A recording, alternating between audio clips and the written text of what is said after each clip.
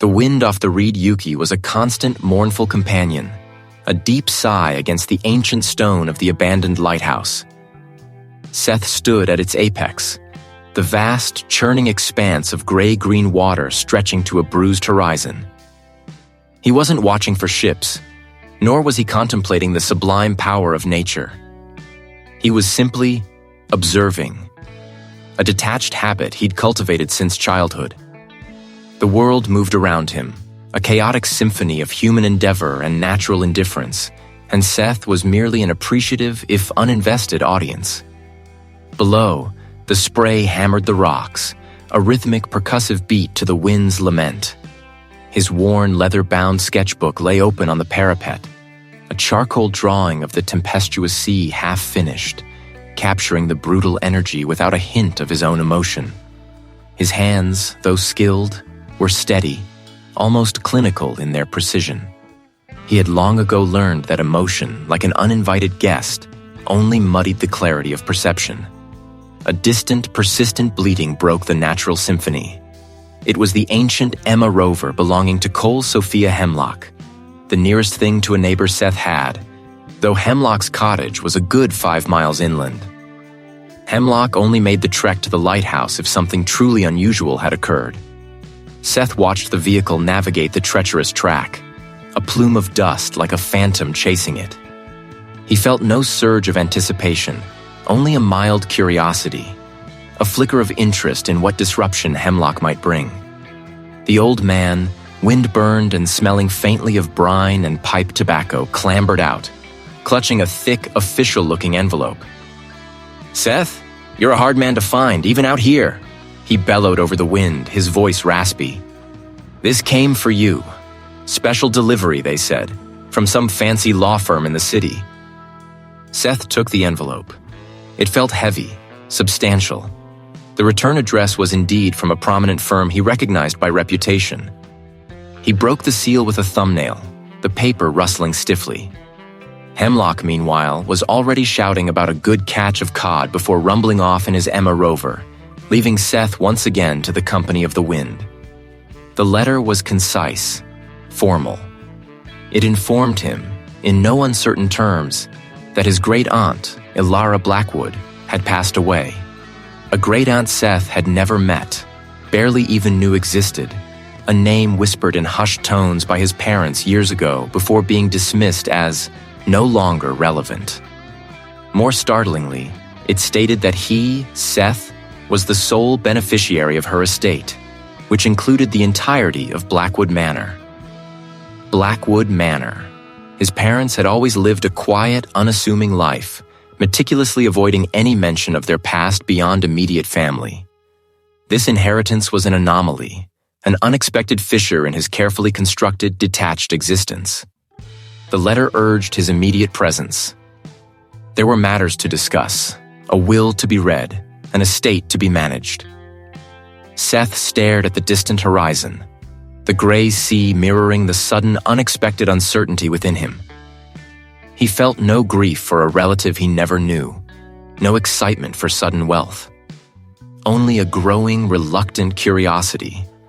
What kind of woman was Ilara Blackwood, to leave everything to a nephew she'd never met? And what kind of place was Blackwood Manor, that his parents had so thoroughly excised it from their lives? 3 days later, Seth drove south, leaving the desolate beauty of the lighthouse behind. The journey was long, taking him deeper into the country's forgotten corners. The asphalt roads eventually gave way to cracked, neglected tarmac, then to a gravel track that wound through increasingly dense, ancient woodland. The air grew heavy, damp and smelling of decaying leaves and wet earth. The trees themselves seemed to press in, their branches interwoven overhead, creating a perpetual twilight even in the middle of the afternoon. The track finally opened onto a wide, circular drive, choked with weeds and fallen leaves. And there it was. It was less a house and more a monolithic presence, and chimneys that clawed at the sky. The sheer scale of it was overwhelming, dwarfing the overgrown grounds around it. Ivy, thick as a man's arm, snaked up the walls. its tendrils reaching for the roof like grasping fingers. Featureless masks by centuries of weather, as if the very air around the manor held its breath. No birds sang, no insects buzzed. The wind, which had been a constant companion at the lighthouse, seemed to die the moment he entered the manor's domain. Seth cut the engine of his modest car. The sudden quiet was profound, almost deafening. He sat for a long moment, simply looking. The house wasn't merely old, it felt profoundly ancient, steeped in time and something else, something less tangible but no less potent. He was a man who prided himself on his equanimity, his ability to observe without internalizing. Yet standing before Blackwood Manor, a prickle of unease, sharp and insistent, began to worm its way beneath his carefully constructed detachment. It wasn't fear, not yet. It was a profound sense of wrongness, a premonition that this inheritance was less a gift and more a burden, a heavy mantle of a past he had no desire to wear. He had to know why Elara Blackwood had called him here. The massive front door groaned shut behind Seth, the sound echoing through the cavernous foyer like a dying animal. Dust motes danced in the slivers of light that pierced the grimy stained glass windows, illuminating a space that was once grand but now merely vast and desolate. He stood on a mosaic floor, cracked and dulled by a century of neglect, its intricate patterns lost beneath layers of grime.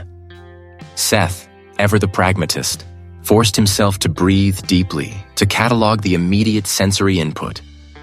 The air was thick and stale, smelling of damp stone, decaying wood, and something indefinable. A faint, sweet mustiness that clung to the back of his throat. This wasn't merely old. It was ancient, burdened by time and disuse. He began his systematic exploration, moving from room to room on the ground floor. Each doorway was an invitation into another chamber of forgotten opulence.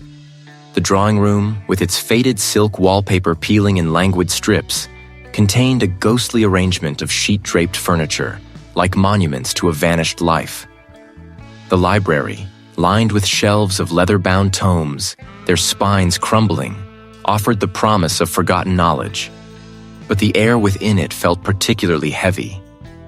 It was in the library that the first subtle anomaly occurred. It wasn't just a draft. The air around him seemed to drop several degrees in an instant, prickling his skin. He paused, listening. Nothing. The windows were sealed, the heavy velvet drapes drawn tight. He frowned, attributing it to the vagaries of an old house, perhaps a hidden vent or a peculiar air current. He shivered, then dismissed it, moving on. As he ventured deeper into what might have been a dining hall, a faint rustling sound caught his ear. He stopped, straining to hear. Was it the wind outside, whistling through a loose pane? He couldn't be sure. The house was settling, he told himself, its ancient timbers groaning under their own weight. Later, in a small antechamber off the main hall, Seth noticed something peculiar. He had placed his satchel on a small, dusty table near the door, intending to retrieve a flashlight. When he returned a few minutes later, after checking a disused pantry, the satchel was no longer centered on the table. It had been nudged slightly to the left, almost imperceptibly, but enough for him to register the shift. He stared at it for a moment, his brow furrowed. Had he bumped it himself? Unlikely. He was certain he'd set it down carefully. Perhaps the table was uneven, or the floorboards had shifted. He picked it up, then set it down again, deliberately in the center. He made a mental note to observe it, a tiny seed of unease taking root, though he quickly buried it under layers of logical explanation. The feeling of being watched intensified as the afternoon wore on. It was a subtle pressure, a prickle on the back of his neck, the sense of peripheral movement that dissolved when he turned his head. Each time, there was nothing. He felt foolish, like a child spooked by his own imagination. The house was playing tricks on him, he decided. Its sheer size and desolation were unnerving, and his mind, accustomed to the ordered chaos of the city, was simply struggling to adapt to such profound stillness. He found himself standing in the ballroom, a vast space with a vaulted ceiling and a collapsed chandelier lying like a broken star on the grimy floor.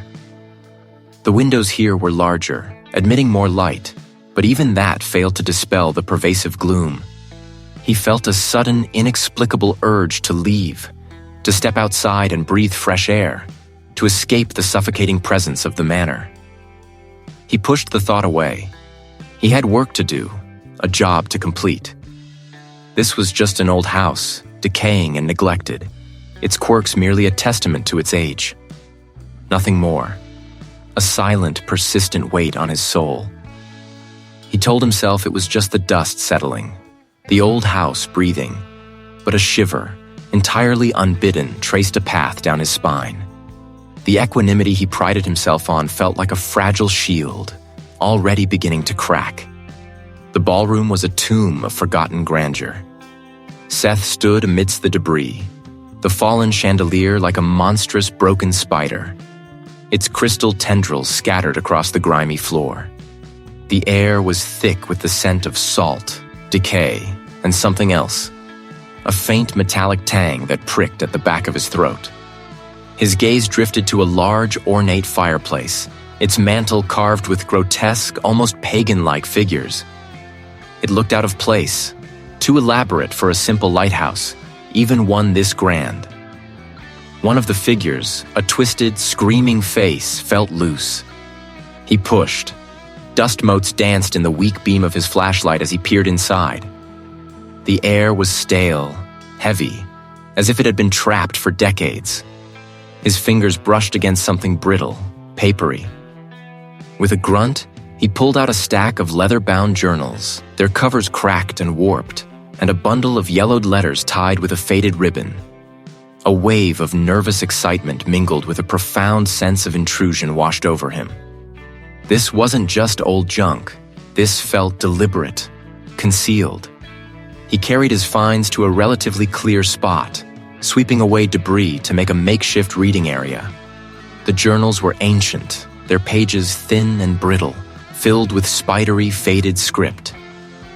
The first few entries were mundane, observations about the weather, the loneliness of the sea. But then, the tone shifted. The solitude is a weight, a crushing presence. They speak of old things, things that claw at the edges of sanity. Seth's breath hitched. He'd heard them, faint and fleeting, since he'd arrived. He'd dismissed them as wind or imagination. He flipped more pages, the script becoming more frantic, the ink bleeding in places. His brother Thomas is gone, vanished. The sea took him, they say. But Seth knew better. The sea takes bodies, not spirits. His family, the Lightkeepers. He knew his great-grandfather had been a keeper here, but the details of their history were vague, shrouded in hushed tones whenever he'd tried to ask. He remembered an aunt once mentioning unfortunate incidents and bad blood. Further entries descended into madness, or something akin to it. The moon pulls at the blood. The tide rises, and so does it. It demands an offering, not of coin, but of memory, rituals. The grotesque carvings on the fireplace suddenly seemed less like decorative art and more like a warning, or perhaps an invocation. As he read, the subtle phenomena he'd been trying to ignore began to intensify. A distinct click echoed from the upper floors, like a door latch engaging, like old iron. He felt a distinct pressure on his chest, as if a great weight had settled there, pressing the air from his lungs. He wasn't alone. He hadn't been alone since the moment he stepped through the warped front door. The solitude he'd sought had been a cruel trick, a lure. This place wasn't just abandoned, it was occupied. He slammed the journal shut, the brittle paper protesting with a dry crackle. He tried to dismiss it, to rationalize it as a relic of a bygone era, the ramblings of a man driven mad by solitude. Sleep offered no escape. He tossed and turned, the wind outside the lantern room a mournful keening, the waves crashing against the rocks below a relentless rhythmic pulse. When sleep finally claimed him, it was not a reprieve, but a descent into a vivid, terrifying tableau. He was back in the lantern room, but it was different. He felt eyes on him, a crushing weight of unseen scrutiny that pressed down on his chest, stealing his breath. He tried to scream, but his throat was constricted, a silent, guttural plea. He stared at it, his breath catching. Had he forgotten? No, he was meticulous about securing the place. He spent the next day in a fog of unease, his mind replaying the dream, his eyes constantly scanning the empty corners of the lighthouse. He tried to focus on his work, cataloging the remaining artifacts, but every creak of the old structure, every gust of wind made him jump. That night was worse.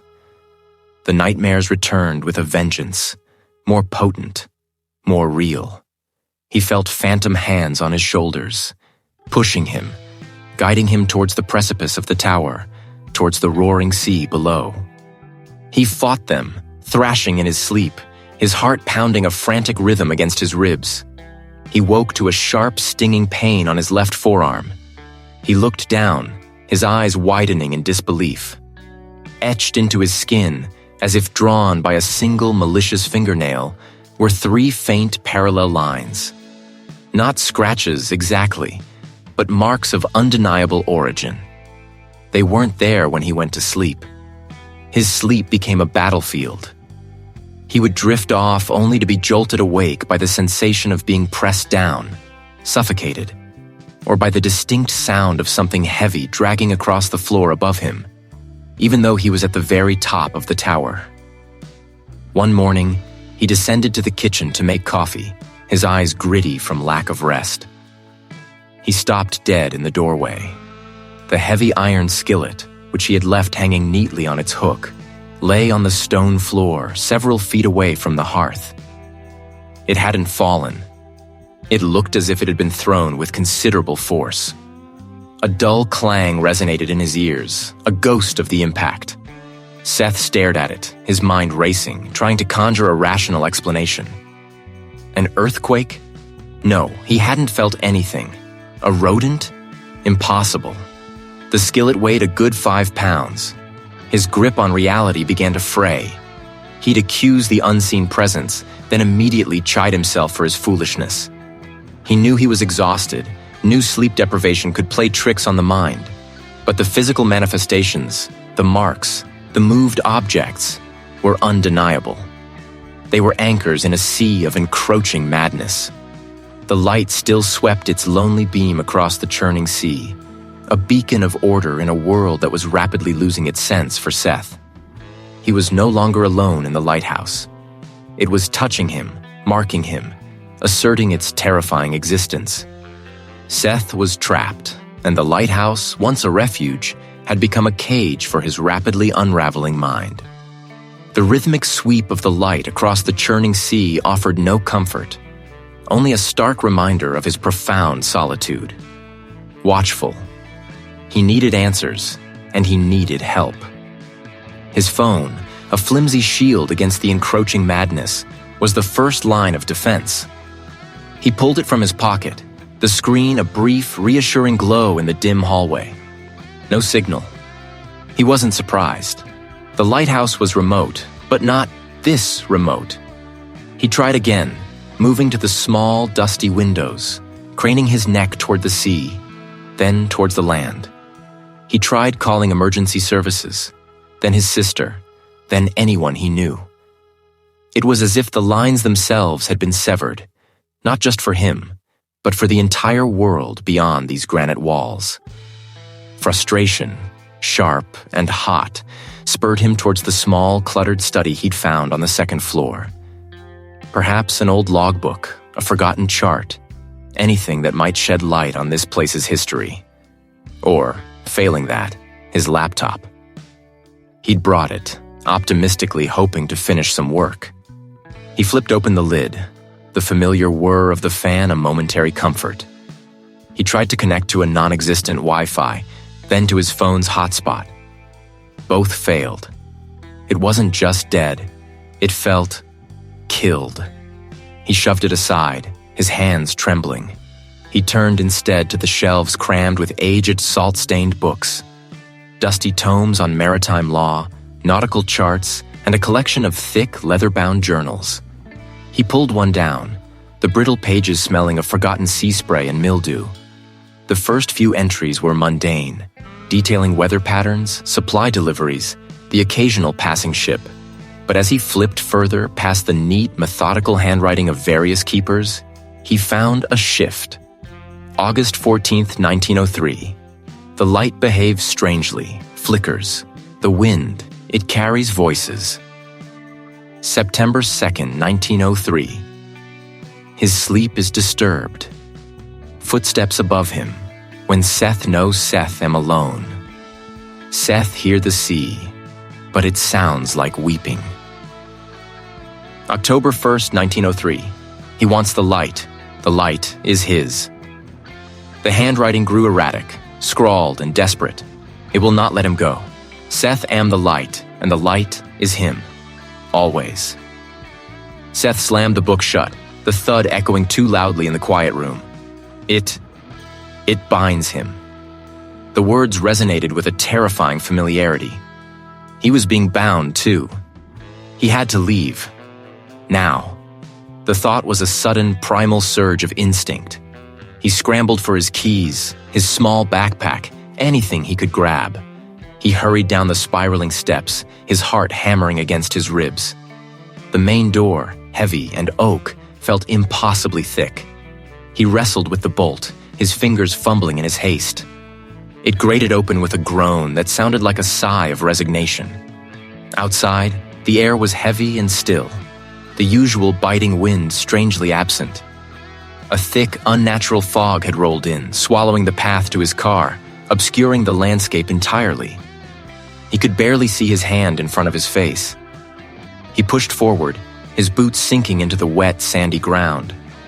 The visibility was zero, but he knew the general direction of the winding track leading back to the main road. He walked, stumbling, calling out into the swirling gray for the car for any sign of it. He should have reached it by now. The path had vanished. There was only the rough, untamed terrain and the omnipresent, suffocating fog. Panic began to claw at his throat. He spun around, trying to retrace his steps, but every direction looked the same. Come back. It wasn't a voice he recognized, yet it felt intimately familiar. A subtle, almost imperceptible tug began to pull at him, a pressure in his chest, drawing him back toward the unseen lighthouse. He resisted, digging his heels in, but the pull intensified. A strange, undeniable magnetic force. His feet, against his will, began to turn. He stumbled backward, the ground beneath him suddenly feeling more solid, more defined.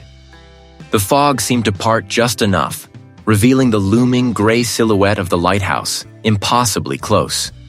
He hadn't been walking away. He'd been walking in circles. Defeated, his breath ragged, Seth found himself standing once more on the threshold.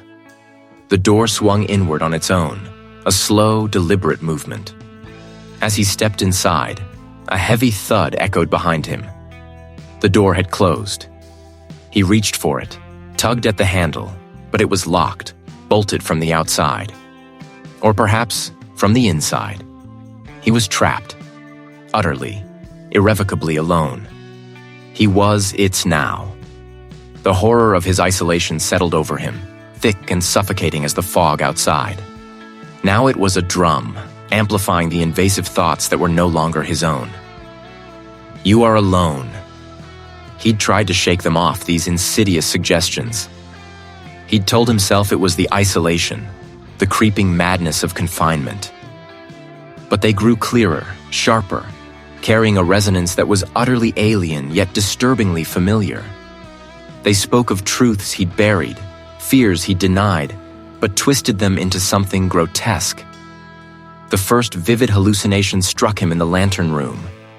He was staring out at the churning gray sea, the same endless expanse that had mocked his hope for days. Then the waves began to shift, not with the natural rhythm of the tide, but with a conscious predatory undulation. Its features were indistinct, yet he felt its gaze, a terrible ancient hunger that pierced him to his core. What do you truly remember? What did you truly do? The entity's presence was no longer a distant hum. It was a parasitic growth in his mind, flowering with visions that distorted his very past. He saw his childhood home, not as the warm, if sometimes chaotic place of his youth, but as a cage. His parents' faces, once etched with love and worry, now seemed to contort into sneers of judgment, their words dripping with disdain he'd never heard. His ambition wasn't driven by passion, but by a desperate need for external validation. His kindness wasn't genuine, but a calculated manipulation to secure approval. Each memory was replayed, filtered through a lens of cynicism and self-loathing, until he questioned the very foundation of his identity. You are not who you think you are. You were always flawed, always seeking, always empty. He stumbled through the lighthouse, the air growing heavy, thick with the entity's influence. He saw a fleeting glimpse of his own reflection in a dusty pane of glass, but it wasn't his face. He flinched away, gasping, only to see his own bewildered face staring back, the horror plain. Not with words, but with a sudden, intoxicating surge of understanding. It was the power to see through pretenses, to understand the hidden motivations of others, to manipulate the threads of connection that bound people. It offered a release from the vulnerability of empathy, a shield forged from absolute terrifying knowledge. Why suffer? Why pretend? Embrace the truth of your nature. Embrace the truth of everything. He saw himself, not as a victim trapped in a lighthouse, but as a master of its secrets, of the forces that had brought him here. The loneliness that had gnawed at him now seemed a strength, an isolation that granted clarity, a freedom from the messy, demanding emotions of others. His will, once a stubborn, defiant thing, began to fray. The relentless assault on his memories, the insidious reinterpretation of his life, had left him disoriented and weak. He found himself pausing, listening to the entity's silent propositions, feeling a morbid curiosity, a terrifying pull towards the bleak truths it presented. Was he truly so flawed? Had his entire life been a performance? The air crackled with an unseen energy. The lighthouse groaned around him, a mournful, ancient sound that seemed to assent to the entity's claims. He was losing himself, piece by agonizing piece. The air, thick and viscous, seemed to solidify around Seth, pressing in on his chest, constricting his throat. The lighthouse's groans, once a mournful lament, now twisted into a chorus of mocking laughter, echoing from every rust-stained beam and salt-encrusted stone. His head hit the metal grating with a dull thud that resonated deep within his skull. A jarring vibration that felt less like an impact and more like something shifting inside him. When he pushed himself up, the floor beneath him seemed to undulate, the metal plates rippling like disturbed water. The massive lens, once a beacon of order, now swirled with an oily, kaleidoscopic distortion, reflecting not the empty sky, but 1,000 fractured images of his own terrified face, each one screaming a silent, desperate plea. No, he rasped, the word catching in his dry throat. They spoke his name, not as a greeting, but as an accusation, a litany of every failing, every fear he had ever harbored. He clapped his hands over his ears, pressing down hard, trying to crush the sound, but it only intensified, vibrating through his very bones, a symphony of condemnation. It moved with a jerky, unnatural grace, gliding closer. Seth scrambled backward, tripping over his own feet, his heart hammering against his ribs like a trapped bird. He could feel its gaze, a burning weight, even though it had no discernible eyes. It was pure malevolence, silent and suffocating. "Get away!" he shrieked, his voice cracking. He snatched a rusted iron bar from the floor, its weight familiar in his trembling hand, and swung it wildly at the apparition. He retreated down the winding stairs, each step a desperate plunge into deeper madness. The spiral staircase, once a symbol of ascent, became an endless descent into a black maw. He could hear footsteps behind him, light and quick, mimicking his own, but always just out of sight. Paranoia gnawed at him. Every creak of the ancient structure, every gust of wind whistling through the broken windows, became a deliberate sound, a signal, a threat. The very walls seemed to breathe, the stones shifting, watching him with countless unseen eyes. He felt utterly exposed, hunted. A flicker in the corner of his eye. He looked up and for a horrifying instant saw his reflection in a shard of broken glass embedded in the wall. But it wasn't him. A stranger's eyes. A monster's. He barely recognized the distorted, snarling mouth that opened to release a choked sob. He didn't know that man. He didn't know himself. A guttural growl rumbled deep in his own chest, startling him. It was a sound of pure animalistic rage, foreign and terrifying. He looked at his hands, clenching and unclenching, seeing the raw power in them, the potential for violence. A fleeting, horrifying image flashed through his mind, smashing the iron bar into the face of his pursuer, whoever, whatever it was. He recoiled from the thought, shaking his head violently, tears streaming down his face. No, not him. Seth, I'm not that. Seth can't be. He clawed at his hair, pulling at the roots until the pain was a sharp, grounding sensation, a momentary anchor in the swirling chaos. Not by the lighthouse, but by the labyrinth of his own mind.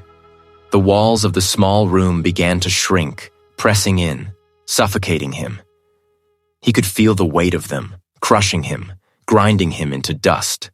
But even his scream felt like it belonged to someone else, a terrified echo in a world that had ceased to be real. He curled into a ball on the floor, rocking back and forth, muttering incoherently, utterly lost, utterly broken. The lighthouse groaned, and Seth groaned with it, a symphony of despair. He felt the rough wood of the door against his back, pressing harder and harder until his shoulders ached. It was a despair so profound it threatened to dissolve his bones, to extinguish the last flicker of his will. Give up, Seth. You're worthless. You were always meant to be alone. But then, a stubborn ember ignited deep within him, not a spark of hope, but of raw, desperate defiance. He wouldn't just lie down and let it consume him. He had to fight. He had to find something. His gaze fell upon the rough-hewn stone wall of the circular room. Years of sea spray and neglect had left it mottled, but something caught his eye. A slight irregularity, a hairline crack radiating from a single, slightly recessed stone. With a surge of adrenaline, Seth clawed at it, his fingers raw against the abrasive surface. The stone gave way with a groan, revealing a shallow, musty cavity. Inside, nestled amongst cobwebs and dried seaweed, lay a tarnished brass key and a leather-bound journal, its pages brittle with age. His hands trembled as he opened it. Thomas had understood. He had witnessed the entity's slow, insidious work, its hunger for despair. He had found a way to fight it, not with steel or fire, but with something far more potent. Light imbued with defiant will. The journal spoke of a forgotten ritual, a specific way to reawaken the ancient lamp at the lighthouse's pinnacle, to make it burn with a focused, almost living intensity that could wound and repel the entity. It wasn't just about oil and wick. It was about the keeper's own resolute spirit poured into the beam. Seth clutched the journal, its brittle pages a fragile lifeline. The key, he realized, was for the lamp room at the very top, a lock that hadn't been turned in decades. This was it. This was his chance. The ascent was a gauntlet. Each spiral step was an effort, not just against the physical climb, but against the entity's intensifying psychological assault. He saw himself, a younger, weaker version, succumbing to every temptation, every despair. He pushed past it all, his breath ragged, his mind a battlefield. He repeated Thomas's words from the journal like a mantra. The light is not merely a guide. It is a shield. It is the keeper's will made manifest. Finally, he reached the uppermost landing. The heavy iron door to the lamp room stood before him, its lock crusted with rust. With trembling hands, Seth inserted the brass key. The lamp room was a desolate cage of glass and iron, the massive Fresnel lens gathering the faint, sickly moonlight, refracting it into distorted, spectral patterns on the grimy walls. The entity had been waiting. It struck, not with physical force, but with a torrent of pure, concentrated despair. Seth's mind fractured. He was no longer in the lighthouse, but adrift in an ocean of his own worst memories. The sting of every betrayal. The ache of every loss. The gnawing guilt of every mistake. He saw himself as a child, small and helpless, then as a man, utterly alone, abandoned by all he held dear. The entity twisted these memories, magnifying them, making them feel utterly real, utterly inescapable. You are nothing. You have always been nothing, and now you will be less than nothing. He stumbled, his knees buckling, the journal falling from his numb fingers. His soul felt as if it were being flayed, layer by agonizing layer. He wanted to scream, but no sound would come. But then, a memory, unbidden, broke through the torrent. A tiny, stubborn flicker of defiance from his own past, a time he had refused to yield. It was enough. With a primal roar that tore from his lungs, Seth forced himself upright. He lunged for the immense lamp, his hands scrambling for the old, rusted mechanisms. He could hear Thomas's final, desperate entry in the journal echoing in his mind. Not oil, but will. Not fire, but fury. He fumbled with the long-dead wicks, his fingers clumsy, the entity's assault intensifying, slamming visions of his ultimate failure into his mind. He closed his eyes, ignoring the torment, and focused.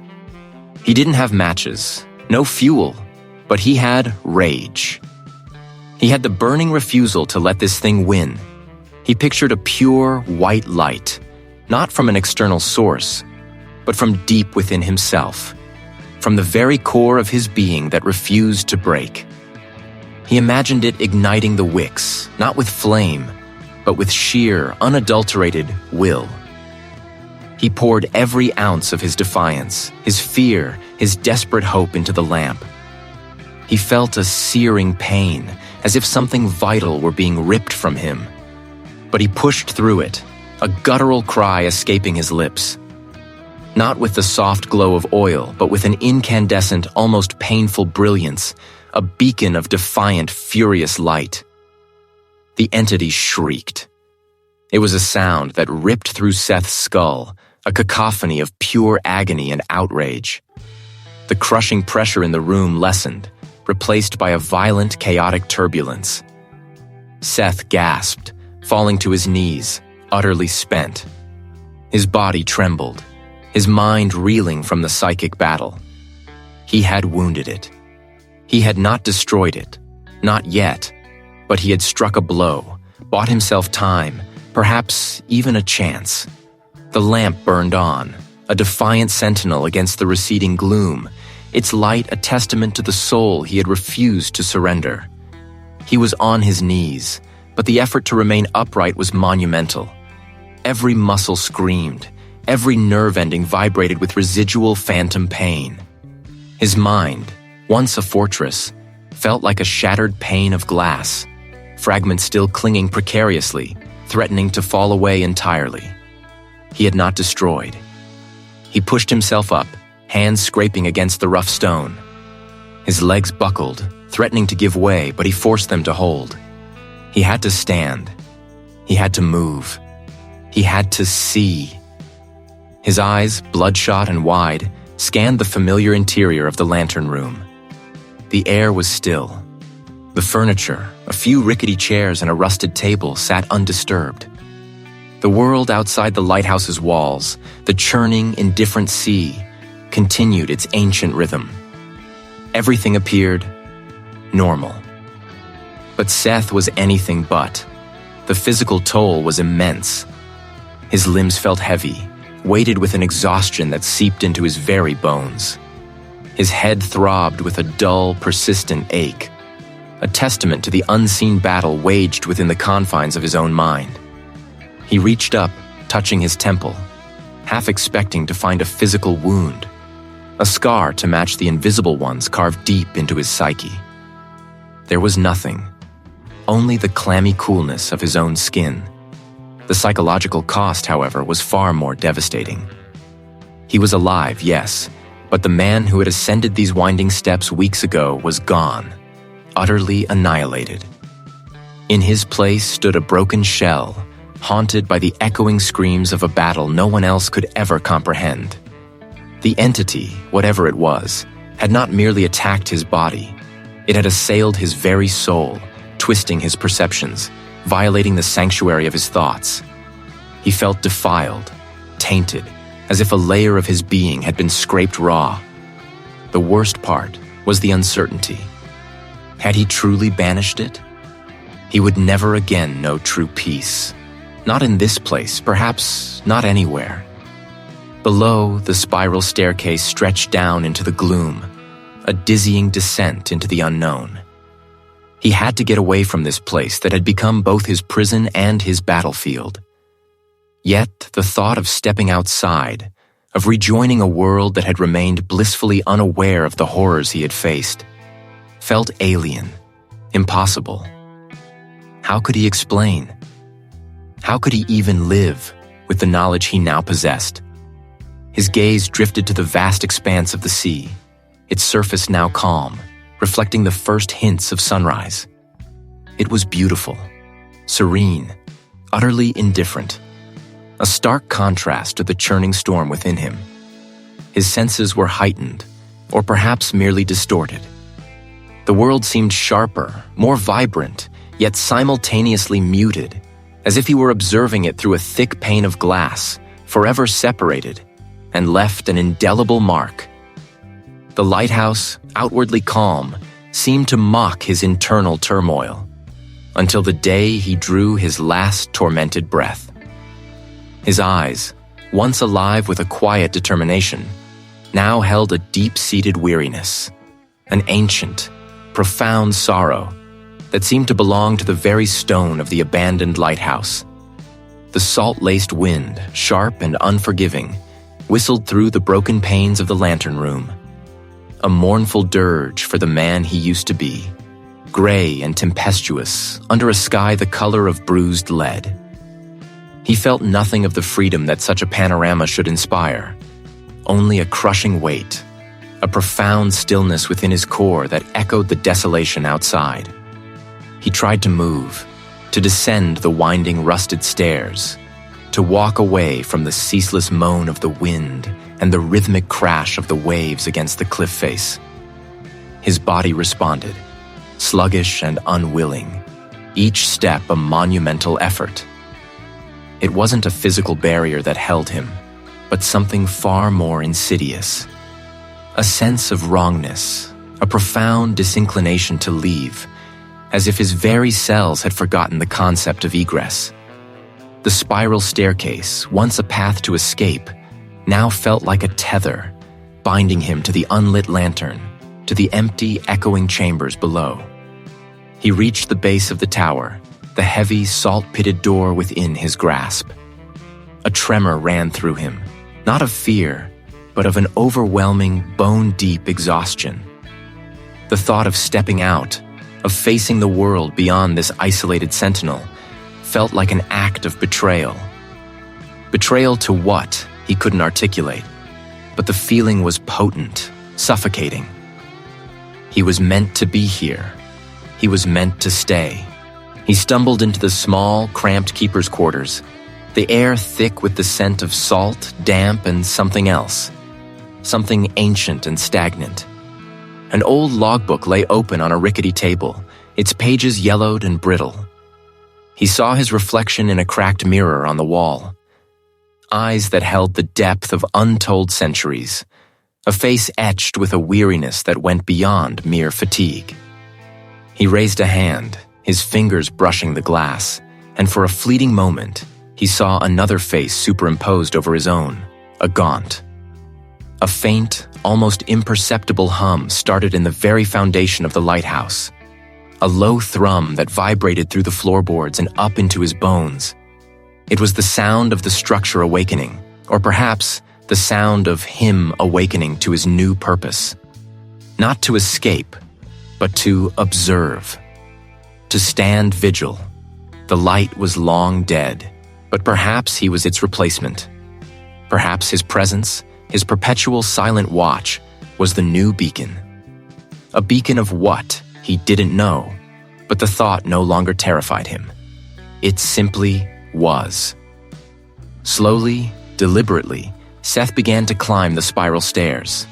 Each step, though heavy, was no longer a struggle against an unseen force, but an acquiescence. He was moving towards something, drawn by an invisible current. The wind howled louder as he neared the top, a final lament or a welcoming chorus.